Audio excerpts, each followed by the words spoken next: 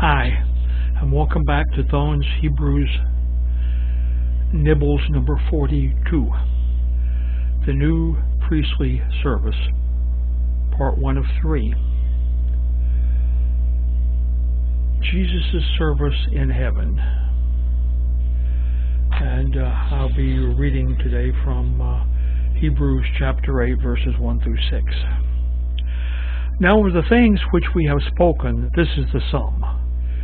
We have such a high priest who is set on the right hand of the throne of the majesty in the heavens, a minister of the sanctuary and of the true tabernacle, which the Lord pitched and not man. For every high priest is ordained to offer gifts and sacrifices, wherefore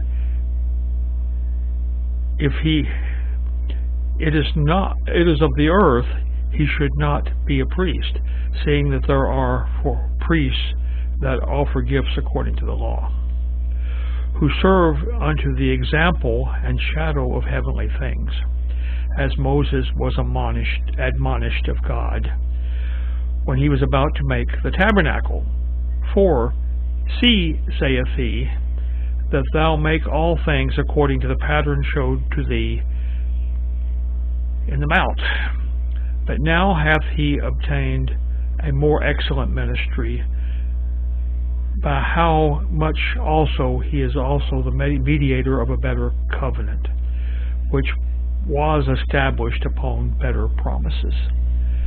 Okay, so let's get right into this, see if we can piece this together.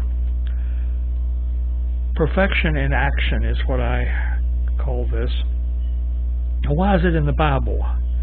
The necessity of a better covenant.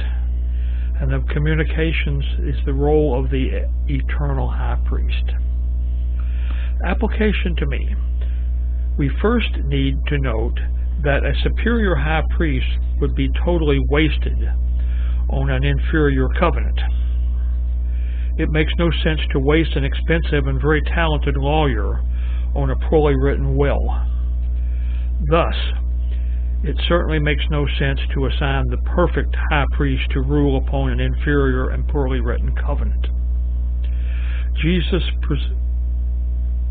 presents and gifts and presents and gifts and sacrifices in heaven, but not as the priest of the Old Testament did, again and again.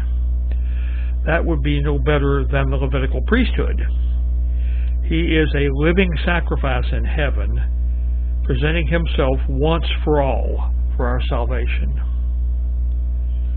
God says the new covenant is eternal. And my personal response is, Lord, thank you for providing a one-time eternal sacrifice for your people.